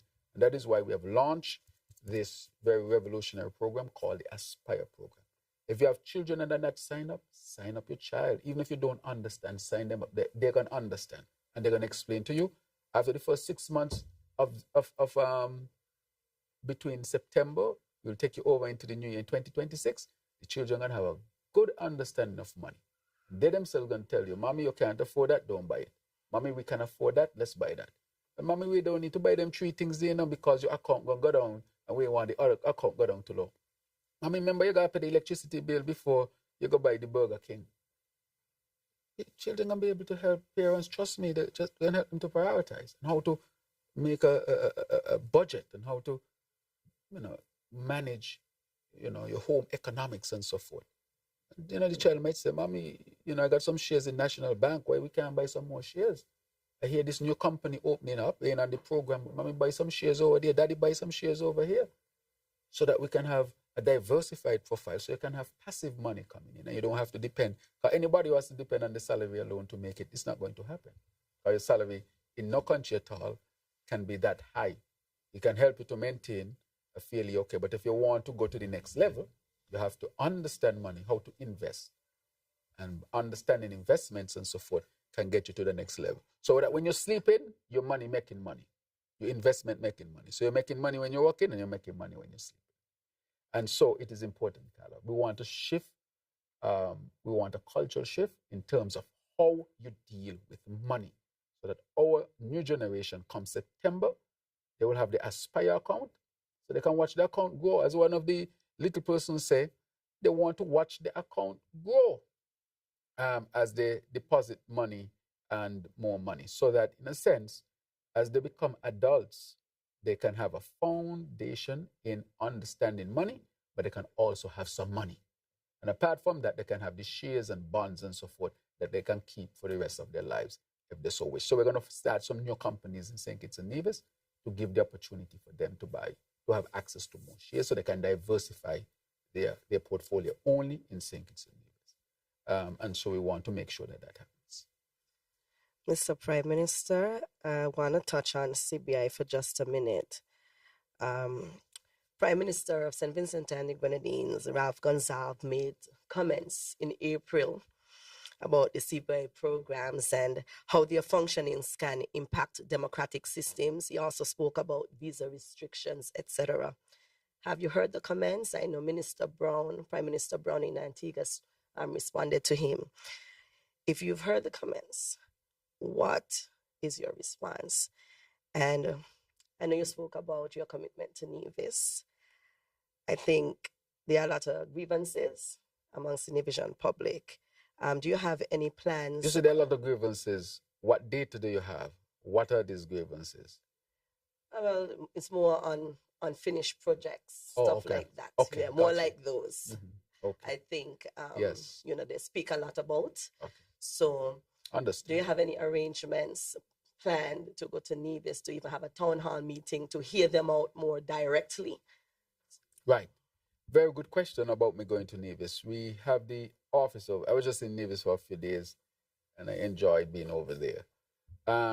With respect to the direct communication, I'm in communication always with the Nevis Island Administration. As the Prime Minister, though, you're asking, there's an office over there and I intend to have that direct interaction with them as the Prime Minister of St. Kitts and Nevis.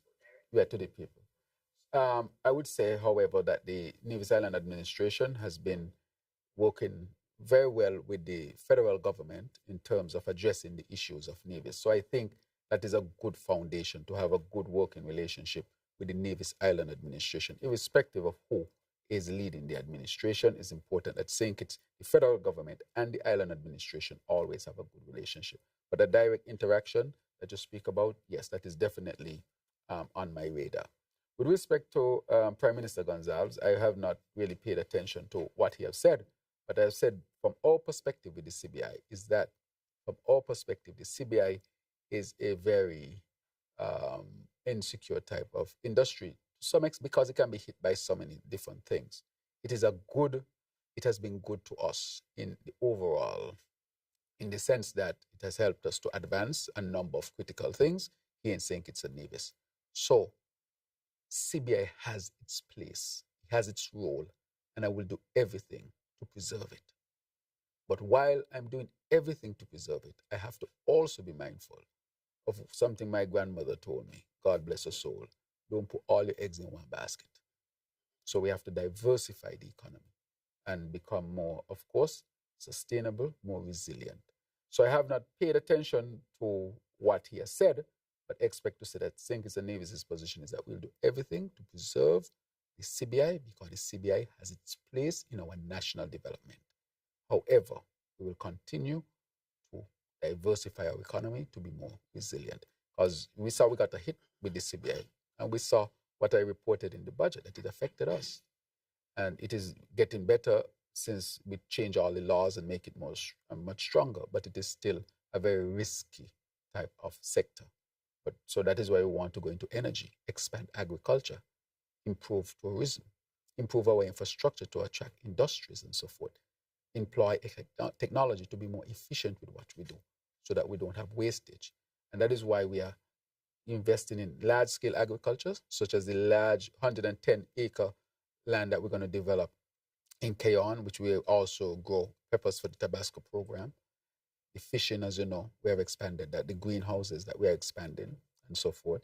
Tourism, more flights, and we are seeking to get more, of course, ships and so in, expanding that sector. So agriculture, energy, geothermal, renewable energy, infrastructure, water, electricity, internet, all these things that we are doing. And we'll become next year, we are shifting to an e-government. We want to be the first in the Caribbean. We are on track to do it with our EID that is being developed with us and Taiwan. And I have just engaged the Tony Blair Institute. As you know, Tony Blair, former Prime Minister of Great Britain, came to see me, invited him here. And his institute is presently here working with us for the transformation, the e-government transformation. We are also employing the largest, Cybernetica. Cybernetica is the company from Estonia that helped them to transform to an e-government. They're here consulting with us. So we want to become an e-government so that we can become more efficient, of course, and financial services. And, so we want a lot of things to be working together. CBI, tourism, agriculture, energy transition, financial services, many things in working together, and even health tourism, as we're going to build our new hospital and so forth, so that people can come into St. Kitts for medical care. So we are looking at all these different areas so that St. Kitts and Nevis is not standing on one leg like what we are doing presently. And we are trying quickly to get away from that. We want to be standing on 5 legs. So if one leg gets hit, the next 4 will keep us up until the next one get better. And when 4 up, give a chance for the next one to get better, Because pressure off of it allows it to heal. You know that? If you get a broken foot, you're gone on the next foot. But at least you got a next foot to help you, to give the foot that need healing rest. Basic concepts, but they apply across the board, right? So that is why we want to diversify the economy. If you have 5 legs standing on, that would be so beautiful. That we, so that we don't become so vulnerable. So that is why we are fighting for a diversified economy. So yes, I would say from our CBI standpoint, we continue. Let me just update that we're now putting in place the regional regulatory body, where we have input from the international partners. A meeting was recently held with the AGs, and our AG, Honorable Garth Whitting, went to that meeting. We intend, as all CBI countries, to implement that regulatory body, so that regulatory body would regulate all of our countries, so that all this nonsense that people come in with would be eliminated, and all these extortionists and economic mercenaries, that we keep them out of our country. And I'm just waiting for that nasty video. I can't mention it enough from MSR, because I'm not going to accept it, that our country should reject it.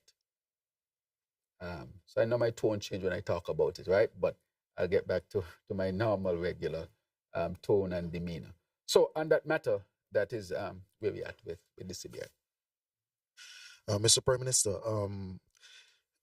question: what's your government or administration stance on person or persons coming to St. Kitts, or even from St. Kitts, when it comes to opening a private hospital? It seems like the complaints, about the hospital, the professionalism of the staff and so forth. So persons are of the belief that, with a brand new hospital, state-of-the-art hospital, smart hospital, if you don't have the proper training staff to run the hospital, we'll end up in some of the same problems that we're facing with GNF Hospital at the moment, right? So I just want to know what's your stance on that. Also, I think it was a while back, the Honorable Minister Joel Clark mentioned the need for babies, being born in St. Kitts.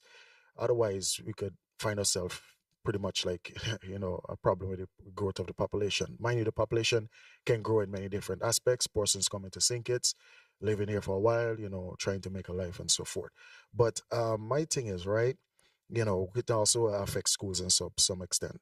I would like to hear your thoughts on this, as to if you think yes or no, this is a problem, in terms of that.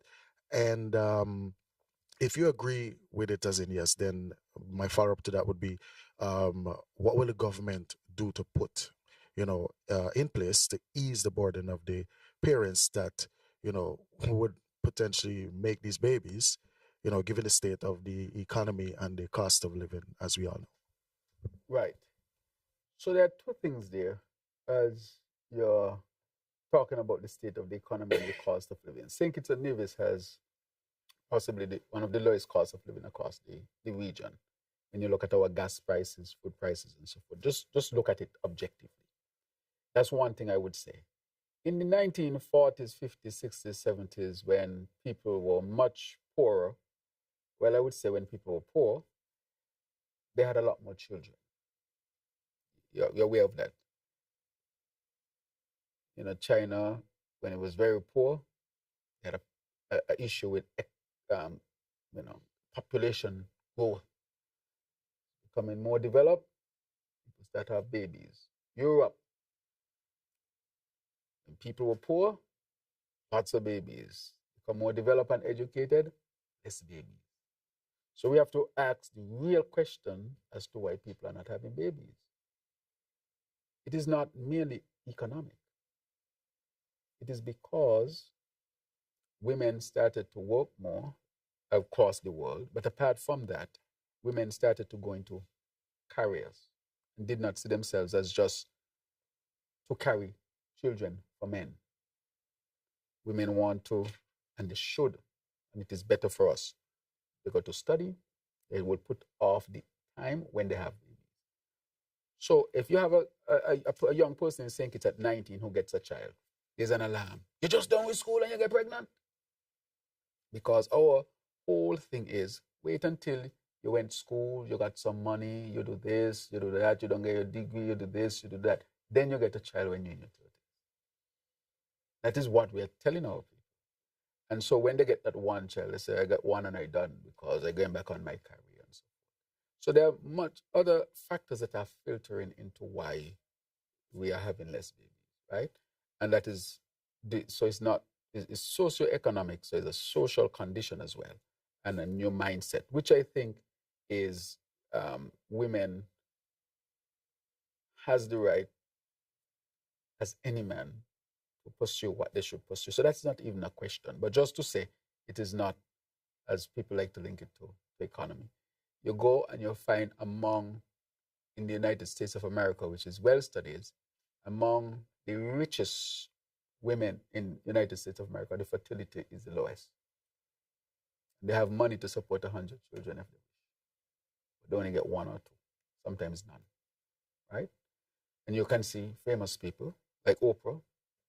She could support, I would say, a couple 100,000 children, but she has none, right? Because she was pursuing her career, right? So it's not always linked to the economic possibility, and a lot of studies have shown that that is not sometimes a major factor, right?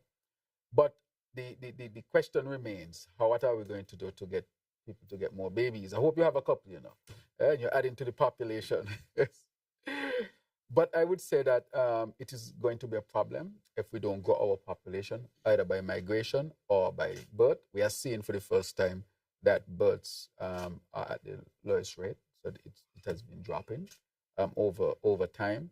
And to keep up, we're going to need, of course, more. So we need to look at comprehensive policies of how we can encourage persons to have more children. I think something for women is that, let's say you have a woman and you tell her you get pregnant, but you have 3 months. It's not easy on a woman. If you say, okay, if you have a year home, full economic support, then they might consider, I can have babies because they're going to be home for a full year without headaches of, where the money going to come from and so forth. So sometimes those type of policies can help. So we are seeking to see, how those policies can help to stimulate more pregnancies and more births. So that is something to work on. With respect to the hospital, I want to take us back to where we were. We know where we are coming from. Remember, we had ambulance without oxygen at times. Remember, we had a leak in hospital. I just want to remind us of those things so that we know where we are taking from. There are complaints, and I understand that, and and those help us to understand how people feel and think and to address issues. The JNF has transformed significantly. It is that people are more open to express how they feel. Some tell the truth, some don't, but they express how they feel. For example, recently somebody was in the hospital and claimed that they can't get care. When the director of health institution came on, he said the person had 3.5 hours of surgery, and people did not recognize that, right? And so in a sense, we have done a lot. Let me go through some of the things that we have done because I suspected this. to let you know that we're not waiting for a new hospital to implement our things. General Hospital, JNF, CT scan. You know, we have the latest CT scan at JNF right now that is functioning. It is there, and it is cheaper than when there was a private CT scan at the hospital. The MRI is almost completed.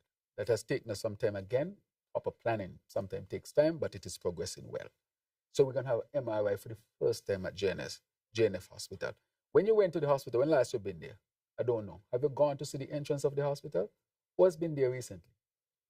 You have been there recently? You've seen the lobby? Total transformation. That we have done.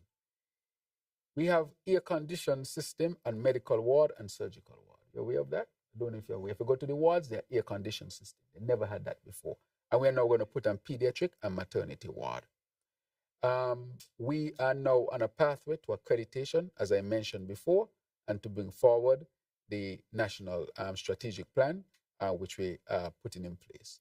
We also invested heavily with the Taiwanese to stop the leaking of the roof, even though there are people going around trying to mislead the country. I have been speaking about the leaking roof, and we have stopped that. We have joined with the Taiwanese to help to transform the psychiatric area, so we don't leave our patients who have mental challenges behind as well. And so we have also brought in the most specialists ever at JNF. Do you know it's easier to see a specialist here in St. Kitts and Nevis than the US or Canada? If you have a neurological problem, you can see the neurologist in 4 or 5 days. If you have a stroke, seizures, or headache. If you have a diabetic problem, you can see the endocrinologist who deals with that. We have a urologist. We have nephrologists, nephrologists. We have endocrinologists, anesthesiologists. We have general surgeon. We have endoscopic procedures, which we brought along with Social Security. So we can do upper airway, pass the camera down your throat, and pass it up to the anal area to look into your colon. We bought new anesthesiology machines. Those are what when you go to sleep. That we bought those as well.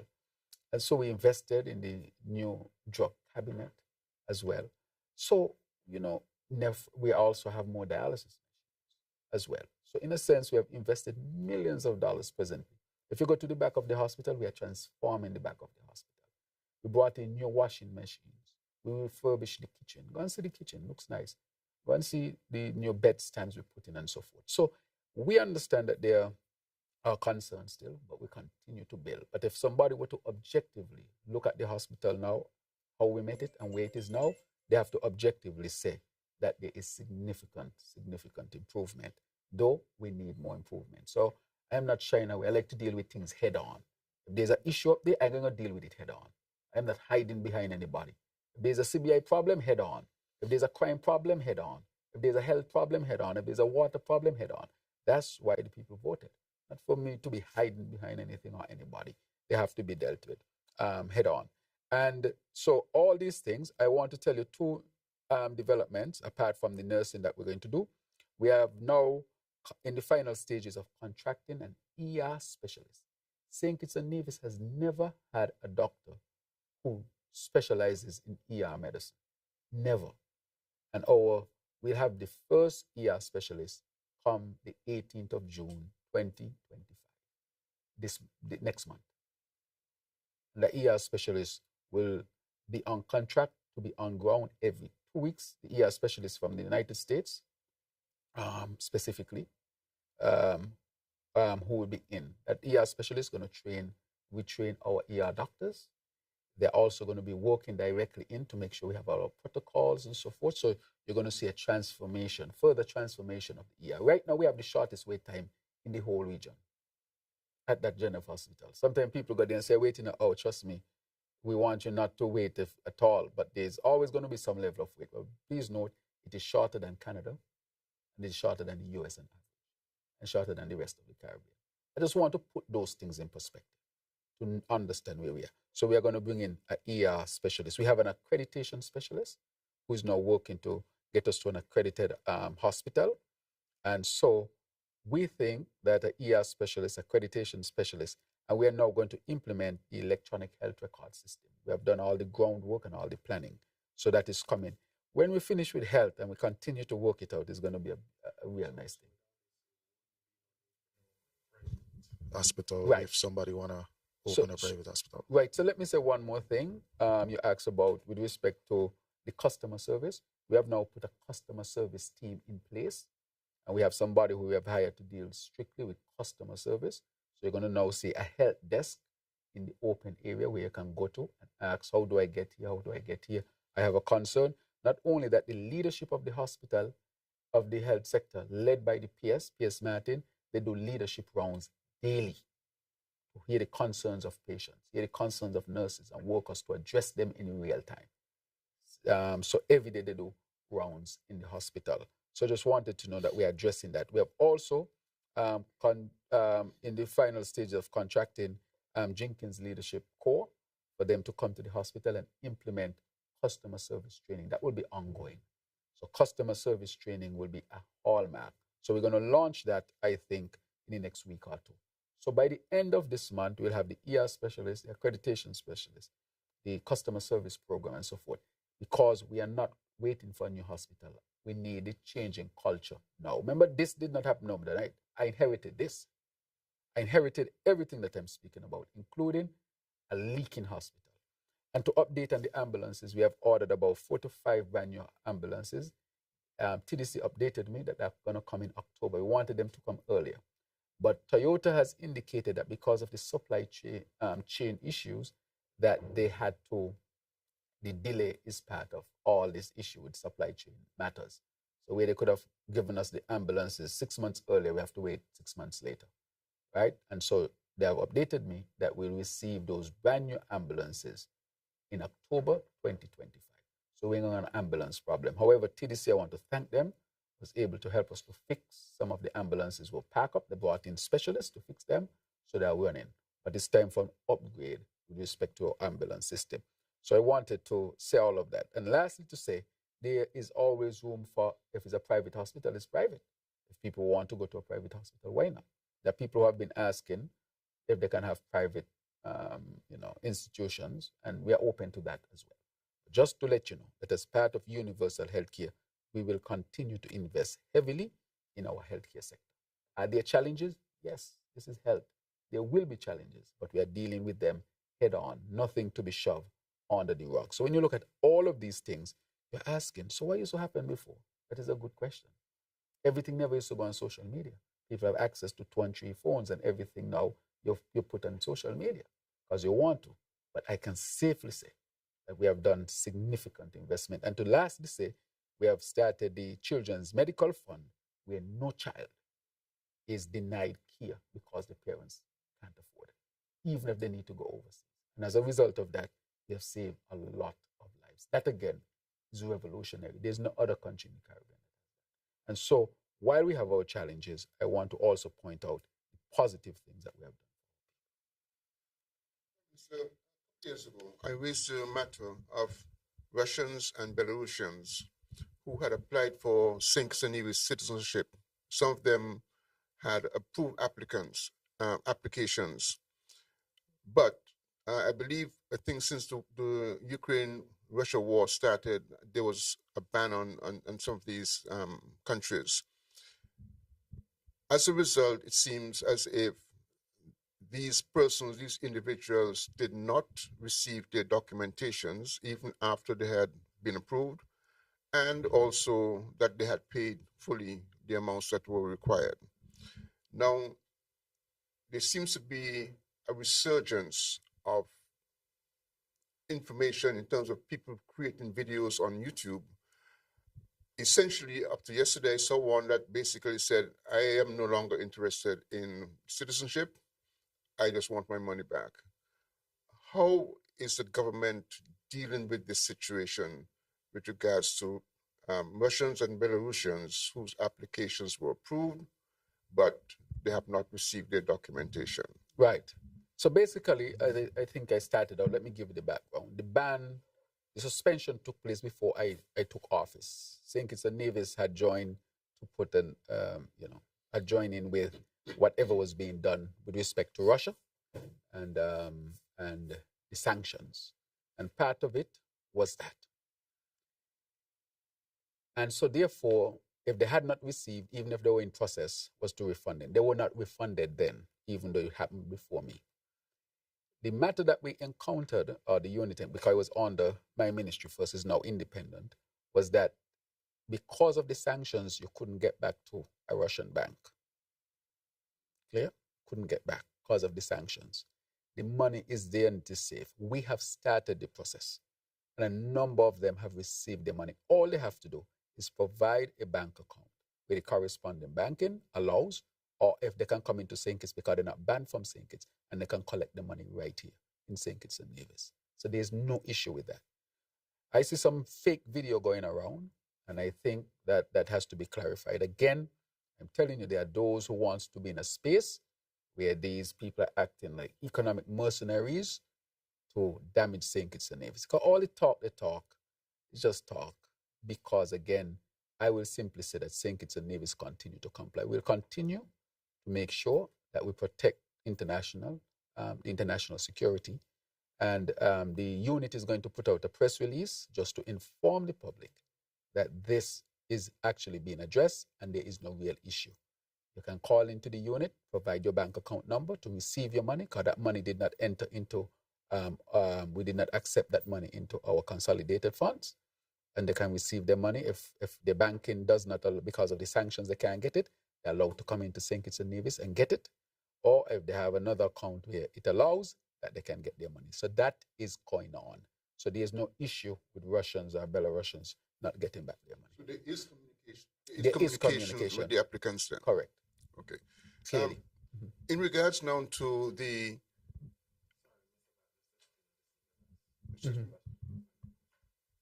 Yes.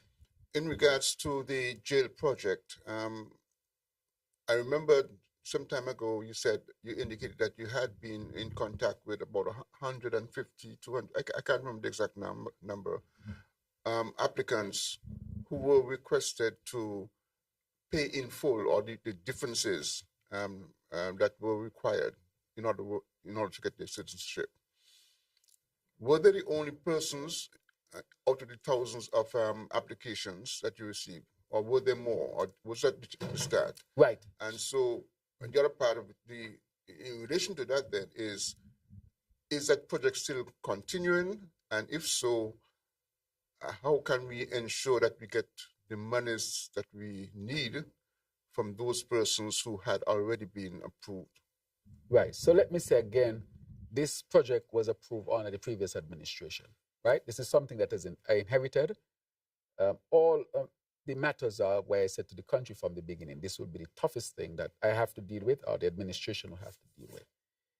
We, based on our laws, if we find anybody who would have broken our laws at any given time, we are going to take action. So it does not only apply to these 185 applicants, anybody at all. We have suspended and taken away citizenship from others who are not within this 185. But let's say part of it, you break the law after, because we have what you call continued due diligence. We discover, because you get your citizenship does not mean that your due diligence stops. If you break the law after, you would have gotten your citizenship, and part of the agreement is that you'll remain in good standing. You can use your citizenship. We took away citizenship. We were taken to court, and we won the case.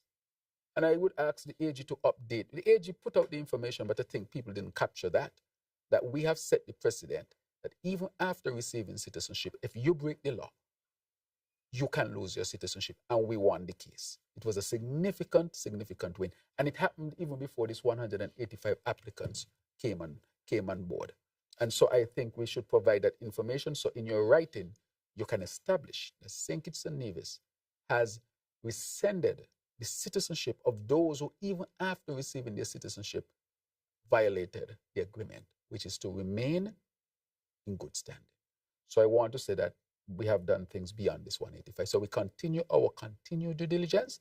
If we get proof of people acting outside of what the law says, we are going to take action, because we are serious about what we are doing. I think people would thought we were, and we have rescinded citizenship from among these 185 who did not comply fully with the law. We are very, very serious. with what we say. So if we say that, for example, a particular region is suspended because of a particular matter, that region is suspended. We will send you back your money. I am picking up, and the unit spoke to me because it's no longer, it's now a statutory body, that they have been in communication. They showed the proof of the communication and showed the proof that they send back people's money. All you have to do is contact the unit, send it, or come into St. Kitts and get your money. But there are some people who might be thinking that they should have gotten their citizenship.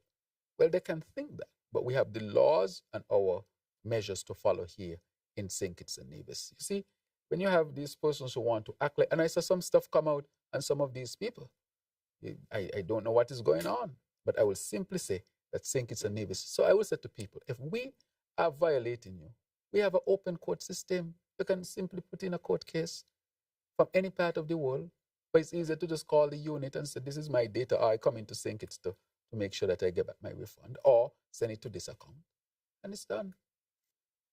There are some of them who have said, well, you have your thing here. They said, well, will the sanction change? We don't know. But we can say, based on our situation right now, this is where we are at. And so it is a situation, as you said, situation will come and situation will go. But we are in contact with them and so forth. I heard some fake things that are going around on the internet. This is part of some of the economic mercenaries who wants to bring this program into their hand. I'm not going to allow that. They can say what they want. That is why I'm exposing MSR who wants to put out a nasty video and send somebody to my office to take $40 to $100 million from me. And I found the message. I'm gonna read it. Yeah. With respect, let somebody else ask a question. Yeah. Can somebody else? Because it's just fear. It's just fear. Yeah, but you had an extra question. It is just fear, and then, just to give, because I see they can't get a question in Mr. Bat, but it's fear because you and I took up most of the time. Okay, right. Well, this is my final question. Yes. We are just a few weeks away from the official start of the Atlantic hurricane season. Yeah. I see at least one forecast say we may have a storm before the season officially starts. So I know you as the minister with responsibility for national security, how are preparations going in terms of all the actors? Are they preparing well? St. Kitts and Nevis in the right position for the upcoming season? Right. So basically, we have tomorrow, as you know, we have put a board in place to deal with NEMA that covers both St. Kitts and Nevis. Our first table exercise is tomorrow. Remember last year when we were doing the simulation, a whole heap of things, no electricity in JNF and all. Well, we're going to see it again this year, and we're not going to announce it. The reason why we don't announce the simulation, we want it to be real. So if a storm hits and the current goes out of JNF, what is the action? If you can't pass on this road, how do you react to it? And we're going to do it again this year. So I hope, and I think the press was informed before, I'm not sure. But hopefully we can inform the press so that the press keeps it a secret. But we don't want people to know, not even some of the workers in the hospital, we want to know. Why? We want to know, or we're going to make sure nobody's life is in danger. So nobody was in the ICU. Nobody was on life-saving machine. So we made sure of that. And then when we take off the electricity, how the hospital is going to function. How your generator respond, because the generator is not used much. How does it respond? If it is dark, where are your lights, where are your flashes, where are this, where are your backup batteries? All these things we want to come out. What does the police do? What does the fire department, what does it do? So we want a realistic approach. So we're starting with the desk, and we intend to have a number of exercises before the hurricane season starts so that we can be well prepared as a country. So tomorrow is our first desk exercise. But when the simulation comes, it will just happen. Yeah. Yes, sir. Hear what somebody sent to me. This is how I know that this is a plan. Let me read this, Javon. Good afternoon, Honorable Prime Minister. How are you doing? This message is to update you on the matter of the documentary about the CBI that produced by Mr. Martinez. I get this on Friday. I went to the screening. Can you imagine? Somebody went to the screening? A petition? I went to the screening. It is well put together and very compelling. Several of our citizens, including yourself, is featured in it. I recommend that you try to see it for yourself before it goes into the public domain. They're inviting me to go see the screening that MSR has put out with Mr. Martinez. That is why I told you this is a ring. How did this petition get to see the screening of a nasty MSR video against St. Kitts and Nevis and against our CBI program? How? I'm going to deal with this seriously. I am not taking this lightly. I recommend that you try to see it for yourself before it goes into the public domain. How I going to see it? This is their way of inviting me. It is very damaging. As you are aware, I am only a phone call away. Time is running out on the... Time is running out. They're a phone call away. I must call them. Trying to get $40 to $100 million out of me. The ball is in your court. Be safe. I mean, come on. Sit here Friday. Send this to me at 5:23 p.m.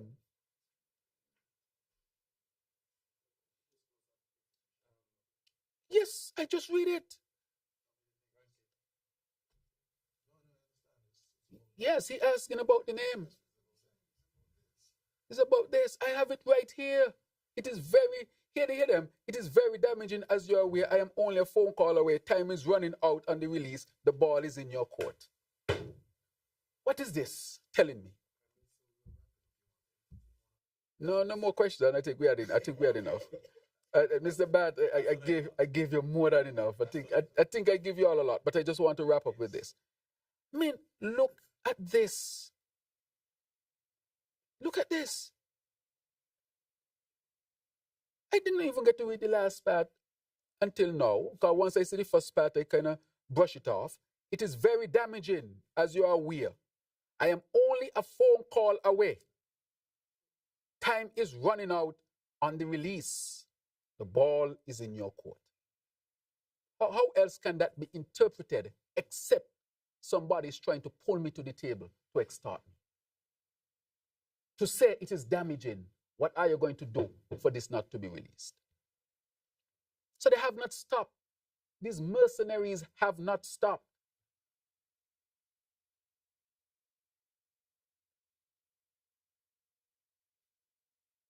I'm going to give you all some today. I'm going to wait another week or so before I drop the name. This is a warning to them. I have it right here. Let me screenshot it and save it into photos. Yeah, so they can't say they didn't send it to me. Yeah, it's going to be saved in photos. Copy.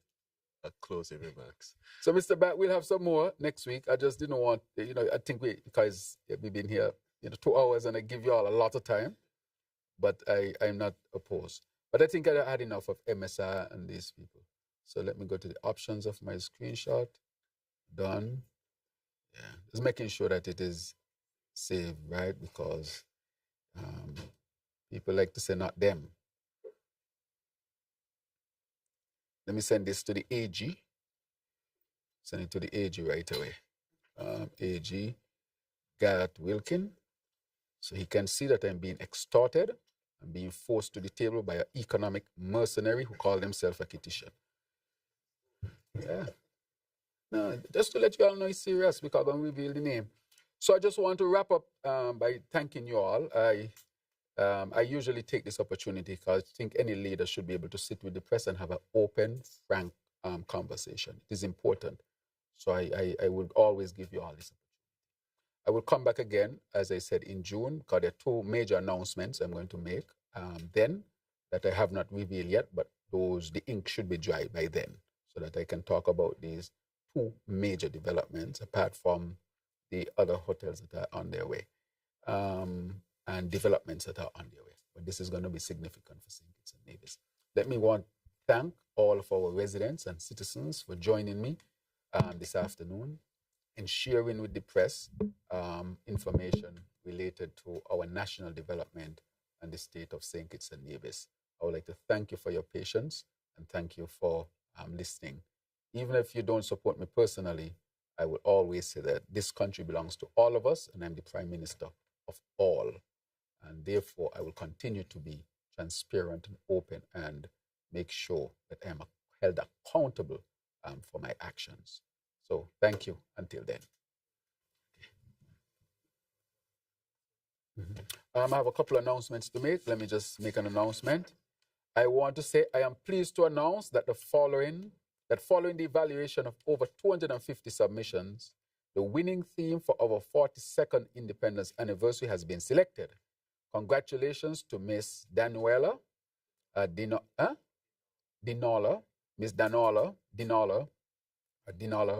Laplace of Sandy Point, St. Kitts, Miss Dinola Laplace of Sandy Point, St. Kitts for her powerful entry. And the winning theme is Perpetual Progress, a Sustainable Future in View, Independence 42. Miss Laplace's submission captures the essence of our nation's journey and steadfast growth rooted in sustainability. So I want to really congratulate Ms. Laplace and to finally say that tomorrow is Financial Literacy Day in all of our schools, where Aspire will be the driver of that initiative. Thank you once again. The time to engage the media in efforts to ensure that their questions or concerns are addressed as they continue to ensure that the people of St. Kitts and Nevis are educated, updated, and made aware of what is happening in St. Kitts and Nevis. We continue to extend our gratitude to all the platforms present here for the airing of the Roundtable or for the session of this Roundtable. To our listeners and viewers, thank you for tuning in. This has been Roundtable with the Honorable Dr. Terrance Drew, Prime Minister of St. Kitts and Nevis. Thank you.